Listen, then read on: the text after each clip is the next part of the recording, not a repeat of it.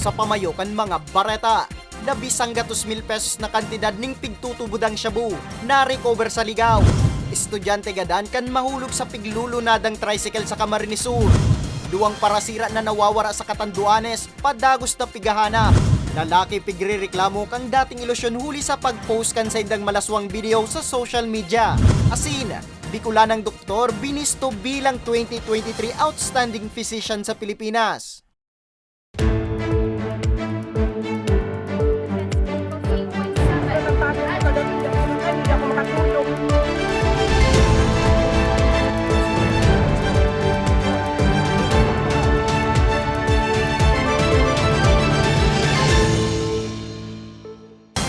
Maray na hapon, Huwebes, Enero 26, taong 2023. Uni na ang mga baretang Tatak Bicol. Madadaog man ang mga baretang ini sa 88.7 Radyo Ragon Catanduanes, asin 90.7 Radyo Ragon Legazpi. 100,000 pesos na pigtutubudang shabu na recover sa syudad ng Ligaw. Uyang report. Arestado ang 34 anyos na tulak ng droga sa pigkasar na bypass operation sa Barangay Paulog, Ligaw City. Magalas 9 ning banggi kang Martes, Enero 24. Nakumpiskar sa posisyon kan sospek ang apat na transparent plastic sachet na may laog na pigtutubudang shabu. Asin may gabat na 15 gramo o lagpas ang 200,000 pesos. Etong suspect na to is also a subject of many operations, no? Identified naman talaga ito. So, nagkataon na nung nakarang gabi, yun nga, nabaybas na siya. Dati nasubot na nakulong ang sospek huli kang iligal na droga. Asin liwat na naman na nahampang sa kasong pagbalgar sa Akta Republika 9165 o Comprehensive Dangerous Drugs Act of 2002. Matapos na magpositibo sa kinasang operasyon kang pinagsarong pwersa kang Albay Police Provincial Office, Police Drug Enforcement Unit na pinamayuan ni Police Lieutenant Colonel Heril Bruno, CIDG Albay, asin Ligaw City Police Station. Actually, we already filed a case against him. Ito po yung inquest resolution ng kaso. He was charged for illegal possession of illegal drugs. Kaya sabi ko nga sa mga kababayan natin, palagi nating minumungkahi na hindi kayo maliligaw basta't sumunod kayo sa Police Ligaw. Sa datos kang Ligaw City Police Station, ininang ikaduwang dakulang operasyon kang otoridad kontra iligal na droga sa nasambit na syudad. Para sa mga baretang Tatak Bicol, Nomer Corporal. Estudyante gadan kan mahulog sa piglulunadang tricycle sa Camarines Sur. May istorya si Carmelo Balya. Naidara pa man kuta sa ospital alagad binawian man sa naninbuhay ang 16 anyos na si Merijoy Palado Bueno, estudyante asin residente kan Barangay San Pedro, Buhi, Camarines Sur, matapos na mahulog sa piglulunadang tricycle pasado alas 5 nin hapon kan Martes, Enero 24. Sigon sa ipatura kan Buhi Municipal Police Station, pauli na kuta sa indang residensya ang biktima na mariman ang pagkatukaw sa laog kan tricycle alagad sa dai maaraman na rason, susog sa pahayag kan driver, nakikig na sa nadaasinda kan basang na sanang nahulog ang biktima. Paulit-ulit mga during meeting, as in, nagpapunta na kami din, nag-advise na kami ng LTO personnel para mag-orient sa inda kan mga traffic rules. Particularly ang mga overloading na yan, transmission na sa desenda, pero may mga talagang mga traditional ng driver. Bako maniligabos mga tira-tira nila nila. Talagang papasakay sindanin subol sa capacity ng sa indang tricycle. Nagsapo nin hirarom na lugad sa manlain-lain na parte kan sa iyang hawak ang biktima na naging rason kan sa iyang tulos man na pagkagadan. Binisto naman ang driver kan tricycle na si Chris Anthony Pinoy Ramizares, 26 anyos residente kan Zone 6 San Buenaventura, Buhi, Camarines Sur, na sa presente nasa kustodiya na kanasambit na ipatura ang posibleng maatubang sa kasong reckless imprudence resulting to homicide. Ang mga tricycle driver dapat mag-adhere sila naman sa kung ano talaga ang sinasabi ng transportation law na dapat kung kaya si capacity lang ng tricycle, hindi lang nagdawag sa kanila. At hindi na commuters man, ikaw rin masendo, pag ano ng tricycle, din ako mag-insist, mas nagmamadali ka mo, din ako mag-insist na magsakay na magkakausan ng overloading ka. Iniiwasan na nga ang mga accident na nangyari na siring kainin. First time ko din na mangyari sa buhay na maski naikit ni pinapatubad ang traffic law, pero may mga medyo nagkalitan kang pa ng ibang driver na maski araw nindang bawal, hindi mo paninda. Patanid kan otoridad, ngani maibitaran ang siring na aksidente, importanteng da ipagpaparikason ang pagmaneho bilang pag-iingat man sa mga pasahero. Para sa mga baretang Tatak Bicol, Carmelo Balya. Duwang parasira na nawawara sa Catanduanes, padagos na pigahanap. May istorya si Carmelo Balya. Nagpapadagos ang pinagigibong search and rescue operations kan Local Disaster Risk Reduction and Management Office kan Pandan, Catanduanes, katuwangan iba pang puwersa kan gobyerno ngani masusug ang lokasyon kan magtugang na parasiran ang napapabaretang nawawara. Sigon kay Noel Garcera Jr., pamayo kan nasabing opisina, Enero 24 kan maglawod ang magtugang na sinda Alfredo Alnais, 37 anyos, asin Noli Alnais, 33 anyos, parehong residente kang Santo Niño Street, San Roque, Pandan, Catanduanes, alagad hasta sa presente da ipa nakakabalik sa indang residensya. At papunta sila sa silangan ng Pacific Ocean. Ang sabi ng Philippine Coast Guard is 20 miles po galing dito sa Pandan. Sa Facebook post naman ni Hana May Avila Paulino, may hiling ang pangapodan kaini sa mga nanunungdan na lugod ma-rescue ang mga personang lunad din sa rong bangka na nasa katahawan kan kadagatan sakop kan barangay Kagdaraw, Panganiban, Catanduanes. Sigon kay Garcera, nakaabot naman ini sa indang kaaraman alaga daipan ninda makumpirmar kung iyon na inan magtugang huli ta pag-abot subuot kang MDRRMO Panganiban sa nasabing porsyon, mayo na ang bangka. Bigay alam lamang po sa inyong Municipal Dream Office or kung meron kayong Philippine Coast Guard or the Philippine National Police po. Naka-green na jacket asin naka-asul na t-shirt sa Alfredo, mantang nakapulang t-shirt asin itom na short naman si Noli, lunad ang mga inikan sa idang motorized bangka na kolor kahel asin asul. Sa mga posibleng makahiling sa nasambit na mga persona, nangapodan ang nasabing opisina na tulos man ining ipaaram sa indang kaaraman, ngani makaulinan magtugang sa indang pamilya. Bisitaon sa nan sa indang Facebook page o kaya naman mag-text o mag-apod sa indang cellphone number. Para sa mga baretang Tatak Bicol, Carmelo Balya. Comelec nangapudan sa publiko na aprobitsaran ang nagpapadagos na voters registration. Yan sa istorya ni Mariel Lorenzana. 37,700 na bagong botante para sa SK ang naitala na kan Comelec Bicol puon kan magsikad ang voter registration para sa barangay asin SK elections. 50,500 naman ang naitalang bagong regular voters kan ahensya. Kabali sa nasambit na datos ang mga nag-aprobitsyar sa Register Anywhere project kan Comelec. Sigun kay Assistant Regional Director Attorney Annie Romero Cortez, ang nasambit na datos maagi pa sa hearing kan election registration boards antes na maidugang sa listahan kan mga rehistradong botante sa rehiyon kung sain base sa pinakauring datos kan ahensya Agosto ka nakaaging taon, 3 million ang total na regular voters sa Bicol asin 1,600,000 naman ang SK voters. Nasa batas po natin yon, talagang hinihir sila kasi nagkakaroon din ng pag-file ng opposition yung mga taong gustong mag-question ng eligibility ng mga registrants. Let's say for example, sasabihin nila hindi anya yan hindi pa nga yan 18. Or hindi yan taga doon sa amin, minsan di namin yan. So may mga ganun talaga. So hinihir po yan. Disyembre ka nakaaging taon kan puunan ang voter registration para sa barangay asin SK elections. Asin madura na sa nasundo sa Enero 31. Kaya naman padagosan pag-inkaminara kan Comelec sa mga kwalipikado na kotang botante, alaga dai pa nagpaparehistro na aprobitsara na ang 5 natatadang aldaw kan pagpaparehistro. Let's take this chance na makapagpa-register ning maaga. Huwag na tayong pumunta sa last day or sa second to the last day because history tells nga, sinasabi ko palagi na sobrang dami ng pila, sobrang haba, napakahirap po ang ganyang sitwasyon, no? Huli tatapos na ang mga pigtaltag na satellite registration kan COMELEC sa huring 5 aldaw, pwede na silang makapagparehistro sa mismong mga opisina na sana kan COMELEC. Para sa mga baretang tatak, Bicol, Mariel Renzana. Lalaking pigrereklamo kan dating ilusyon na arestado.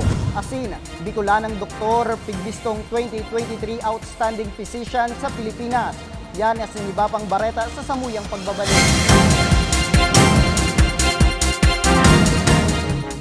Tucked away in the province of Albay, known for its perfectly shaped Mayon volcano, Misibis Bay Resort, a locally owned 5-hectare private island resort. The resort is ready for all those looking to balance tranquility and adventure. This tropical destination is where guests can either choose to relax under the palm trees or have an adventure under the sun. It features modern and luxurious rooms and villas, recreational facilities, and sophisticated services.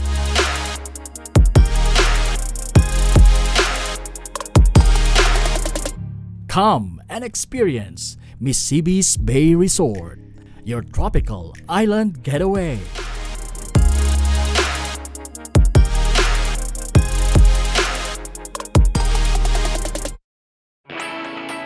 Naghahanap ka ba ng trabaho? Marunong ka bang mag-shoot ng video? Mag-edit? Magaling ka ba sa social media? Willing ka bang matuto? Graduate ng journalism o may alam na sa media? Apply na dahil naghahanap kami ng videographers para sa Camarines Norte, Sorsogon, Camarines Sur, Catanduanes at Masbate. Ipadala ang inyong resume sa actioncallcenter@gmail.com at maging pinakabagong miyembro ng aming team. Tara na! Apply na!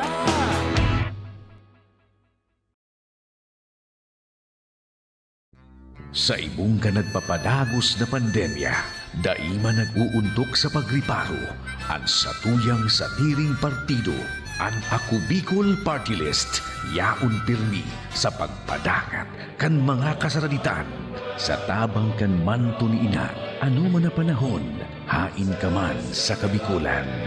Viva la Virgen! Viva Nuestra Señora de Peña Francia!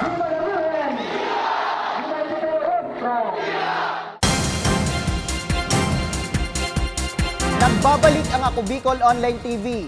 DepEd Bicol nagpagirumdum sa mga paratukdo asin principal na ipautob ang blended learning tuyong may suspensyon ng klase. May istorya si Mariel Lorenzana.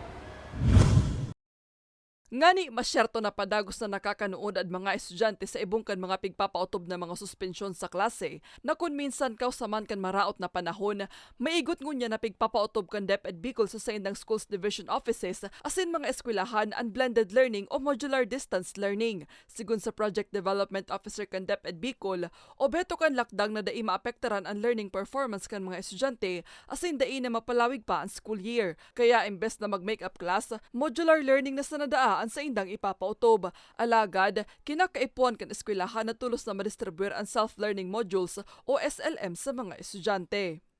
Pwede sila magpa-gibonin mga iba pang mga aktibidades, performance tasks or projects so as to ensure na wala they mapuputol sa momentum. Alam niyo yon yung sinasabing learning continuity ng mga bata at yaong magiraray pagsyerto na ang mga aki makakainukod maski may araw kita kaining mga eventualities. Ang nasambit na lakdang, susog sa DepEd Order No. 37 Series 2022 o ang Guidelines on the Cancellation and Suspension of Classes and Work in Schools in the Event of Natural Disasters, Power Outages and Power Interruptions and Other Calamities. Sigun kay Arroco, ngunyan, nasa orange as yellow warning pa sana ang probinsya, pigsususpender na daaninda ang klase. Ini nga ni maibitar man ang mga estudyante sa peligrong darakan makukusog na pag-uuran. Iyon na iyan susaro sa mga salient points or features kaining DepEd Order No. 37. Kung dati po baga, prior to the DepEd Order No. 37, igwa lang kita ki automatic suspension of classes during typhoons. Pag igwa na ki typhoon signal. Pero ngunyan, under DepEd Order No. 37, yaw na po yan digdi, idinagdag, no, duman sa guidelines. Magigiromdoman, Setyembre 1, 2022 kan aprobahan ni Vice Presidente asin Deputy Secretary Sara Duterte ang nasambit na kasuguan. Para sa mga baretang tatak, Bicol, Maria Lorenzana.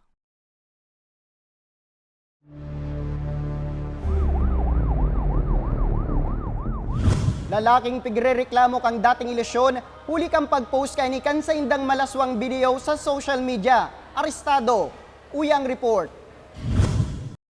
Daina nakadulag pa ang 19 anyos na si Christian Neo Navarrete, kan Barangay San Felipe, Naga City, matapos na makorner kang otoridad pasado alas 11 kasudmang aga. Sa impormasyon, rank 6 regional most wanted person si Navarrete. Uli sa pangmumolestya asin pananakot man sa dati kaning ilusyon na 15 anyos na ipapalakop ang sa indang sex video kung dai makikipagbalikan sa iya. Nadakop ang sospek huli kang pinagsararong pwersa kang CIDG Bicol, CIDG Camarines Sur Field Unit, asin Naga City Police Station. Sa presente, nasa kustudiya na kang CIDG Camarines Sur ang sospek, nga ni katubangon ang patong-patong na kaso na mayong rekomendadong piyansa. Para sa mga baretang tatak Bicol, Nomer Corporal. Bicolanang doktor binisto bilang 2023 Outstanding Physician sa Pilipinas. Bistunta siya sa istorya ni Maria Lorenzana.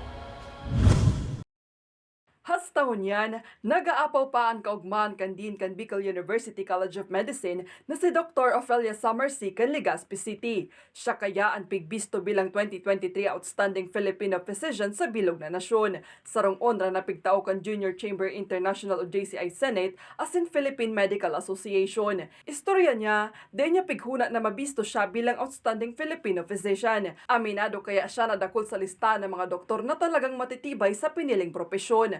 Dugang pa niya, dakulang onra nang maibalis na sa nominees. Kaya naman dakula ng gad na pasasalamat ang manggana. Sobrang nagulat ako. Sabi ko, Lord, ang bait-bait mo naman. Ang dami ng blessings na nabigay sa akin. And then here's an award which is a national award. Ang alam ko naman na ang daming doktor din naman na magagaling. Pero bakit ako, taga-Albay lang naman tayo, di ba? Mga taga-probinsya, bakit ako yung na-awardan? So, I find this really as a huge blessing. Dugang pa ni Dr. Summersy, huli sa pagtios, di niya pinangarap na maging doktor. Inot niya kutang pangituroga na maging paratukdo. Taong 1981 kan siya nagradwar bilang pinakainot na babayeng summa cum laude sa Bicol University sa kursong BS Biology, na naging dalan para makakuha siya ng scholarship asin maipadagos ang pag-adal bilang doktor. Dahil sa kahirapan na yun, nag-aaral talaga ako ng sobra. Hindi ako nag-boyfriend when I was in Bicol University. So dahil hindi ako nag-boyfriend, nakafocus talaga ako sa pag-aaral. And before I knew it, because all I wanted was to make my parents not pay the 100 pesos. Kasi wala nga kaming pera. Dahil sa kakaaral ko, naalala ko pa, pumupunta pa ako dun sa Bayabas. Dun ako nagda-dissect ng mga pusa kasi BS Biology. Hanggang sa without me knowing it, ang taas na pala ng grades ko. Kasi gusto ko lang maging full scholar para hindi ako magbayad. Pangtulo sa siyam na magturugang. Bilang doktor, mas pinili niyang magserbisa sa diring probinsya o rugnas sa mga komunidad. Sarong bagay na naging giya para lalong mabisto sa iyang propesyon. You may take some short nap, pero short lang talaga. And then, dapat mabilis kang mag-decide. We have learned the art of deciding fast because of the emergency situation that we're always in. So, hindi pwede. Ako kasi, there are doctors, I guess, that they limit their practice. Ako, I'm open to my patient. So, if I have a patient, you can text me, you can message me on Messenger, and I have an open line, wide open line for them. Nagpapasalamat man siya sa iyang pamilya asin iba pang tao na daing untok sa pagsuporta asin pagtabang sa iya. I would like to thank the JCI, particularly si former president ng JCI from Albay, si Sir Greg Lipa. I also want to thank si Senate President ng Legazpi City, si Junie Bordeos. They were there during the launching yesterday ng Mapalad sa Daraga National High School. I also want to thank Bicol University for supporting me in this. I want to thank our consultants, our colleagues in the Philippine College of Physicians. Nakatalaan na gibunan official awarding ceremony kan kompetisyon sa Quezon City Sports Club sa maabot na Enero 9. Para sa mga baretang tatak, Bicol, Maria Lorenzana. Asin yan ang katripunan kan mga istoryang tatak Bicol. Ako si Nomer Corporal. Salamat.